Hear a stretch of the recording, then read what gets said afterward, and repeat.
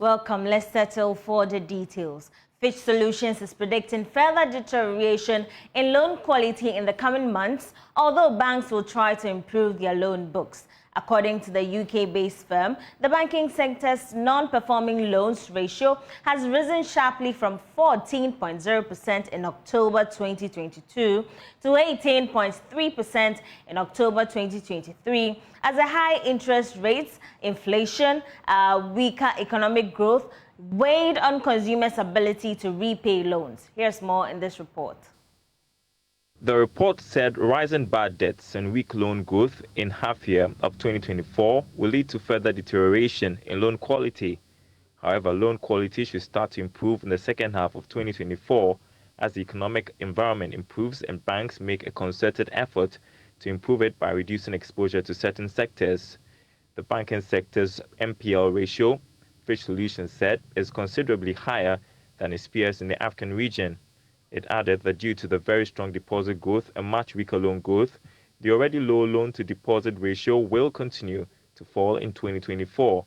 Again, Ghanaian banks have seen their loan-to-deposit ratio trend downwards since 2008, when banks extended more loans than they received in deposits.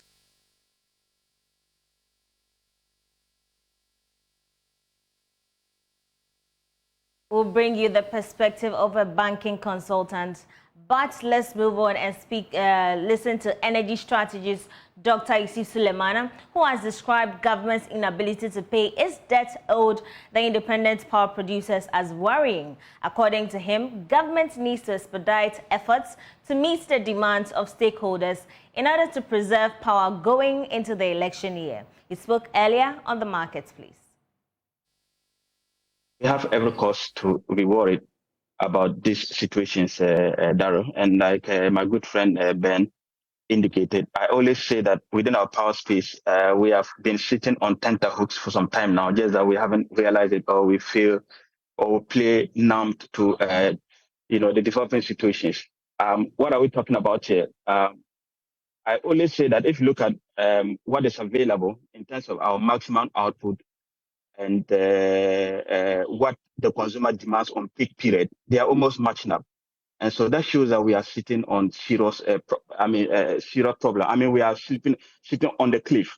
And so if you don't take any concerted effort to add any meaningful amount, any meaningful and quantifiable wattage into our power pool, we're going to have problems. And if you look at what is happening, the key issue has been always finance, as a matter of fact. Otherwise, I'll always challenge the duty bearers that why do you have to always talk about the fact that we have installed capacity of over 5,000 when our peak demand barely reaches 4,000? Why don't you commercialize them? And the next thing you will know is that they don't have the money to be able to commercialize them. Because the idea is we need gas, and we need gas, and gas has always been a problem. So if you look at all the areas, it was almost like a done deal for the generation side of this value chain. Unfortunately, the generation side, we've overly become relaxed on the generation side, and it has come to bite us very hard. So yes, it's something that we have to worry about, and especially the fact that a lot of the players within the chain, either WAPCO, either Ghana Gas, either IPPs, they'll be on the neck of government. So government will have to be proactive to make concerted effort. Number one, to keep engaging these players, even if they are not able to meet their demand within a period of time. They should keep engaging them to have a plan, but not to play around, not to act in good faith. If that's the case, I think we are heading towards something difficult. I always say that energy is the lifeblood of every economy. And if you joke around with your energy supply on your energy flow, you are doing that to your own peril, as a matter of fact, because if there is a shutdown, and if you notice what is happening, we already have a bit of pockets of doom. So, like I just mentioned, right now we are sitting just at the cliff.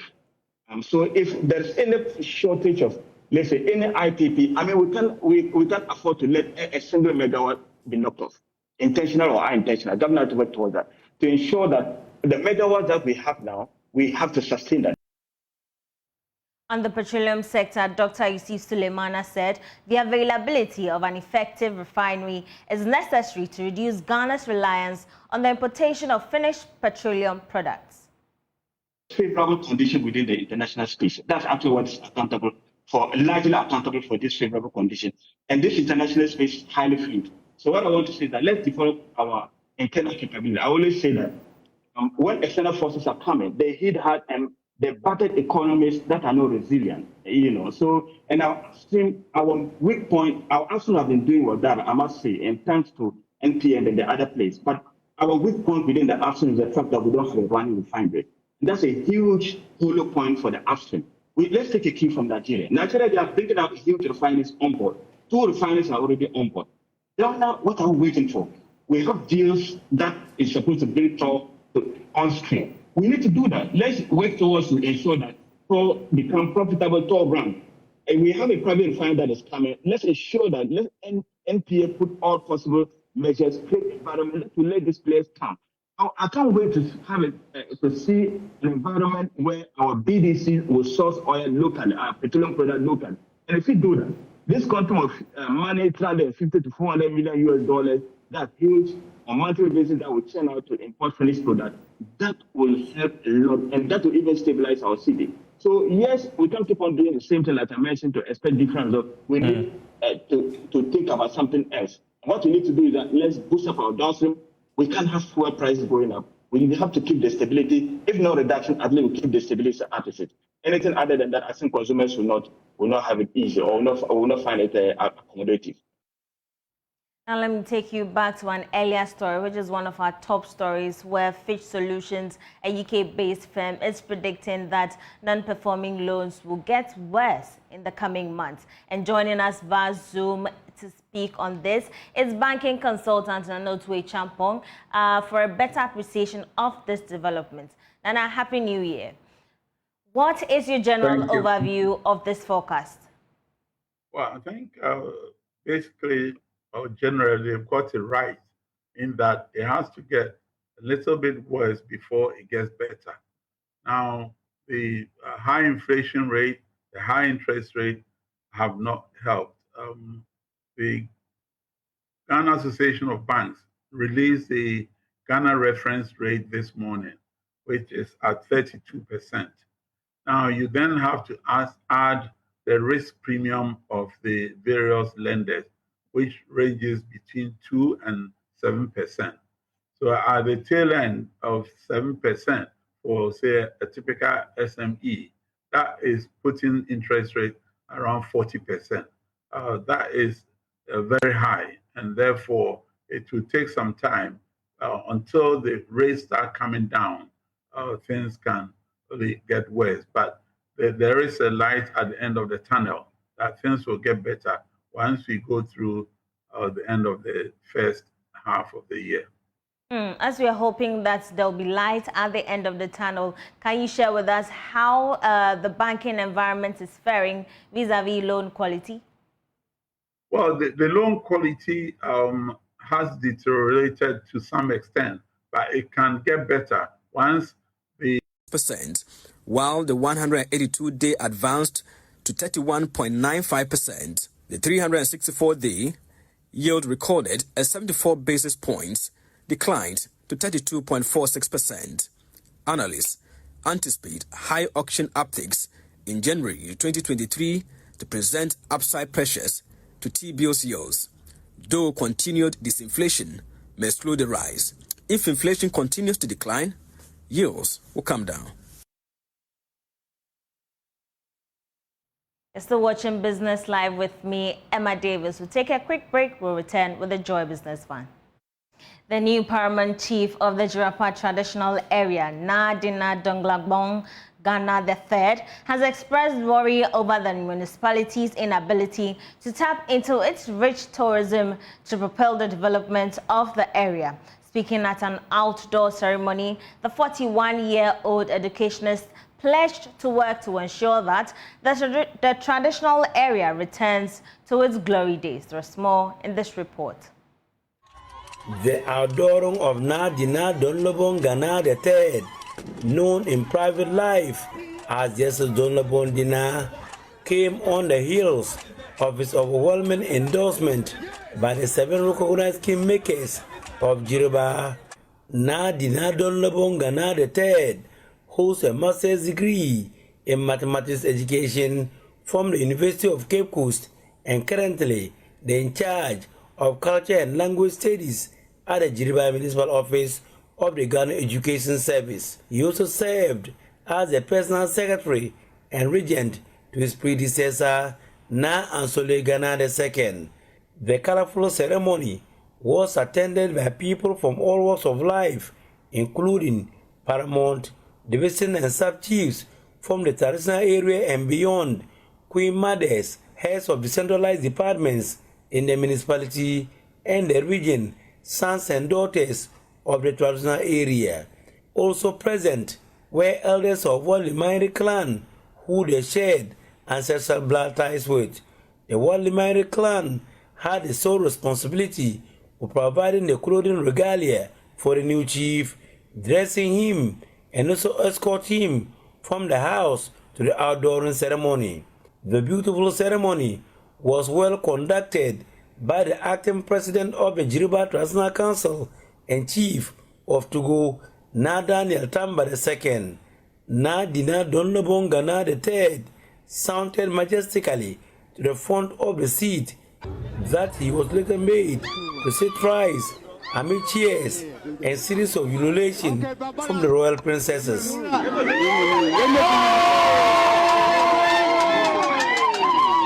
He is now the 5th chief of Jiriba in over 100 years. Jiriba is so much endowed with a lot of tourist sites. Health related, we are so much blessed. But all of those things are not harnessed to the maximum. And I feel that it's about time we start doing something about it so that we can harness the yields of all that we have at our disposal. We have not really tapped into all that we have around us. Be it tourism, education, agriculture. We have so much to gain from practicing any of this. A retired justice of the Court of Appeal, Justice Francis Kobier, urged indigents of the traditional area to support the newly adored paramount chief for the speedy development of the area. I believe that the person that the Tindama have seen fit to install as the new traditional ruler is a person that can lead Jiriba in terms of development and will cooperate with the political leadership, the municipal leadership, and all other development partners and agencies to see Jiriba go back to its good old days of development. Member of Parliament for Jiriba, Clayton Seridapla, however, expressed worry over the increasing cases of chieftaincy disputes in the traditional area, calling on the various paramount chiefs to work to resolve them. We have some chieftaincy challenges within the municipality, and I'll use this occasion to appeal to you. Let us resolve them. If any area where there is no development, where there is no chief, it is difficult to bring the needed development, and all of us are much aware of that. And mostly, once there is no unity in any area, any division, all of us knows the consequences. So I want to appeal to our revered chiefs, particularly our chairman and our newly adored paramount chief, and the rest of the divisional and sub-chiefs. Let us go for unity. Let's don't fight. You can't fight to win. Anywhere that there is fight, the people suffer. All of us know that. So let's go for peace. Reporting for Joy News, Rafik Salam, Jiriba. Here in Accra, I am Emma Davis, and that's how we part company on Business Live today. For more news, do log on to myjoyonline.com. But I leave you with international business. Have a good evening.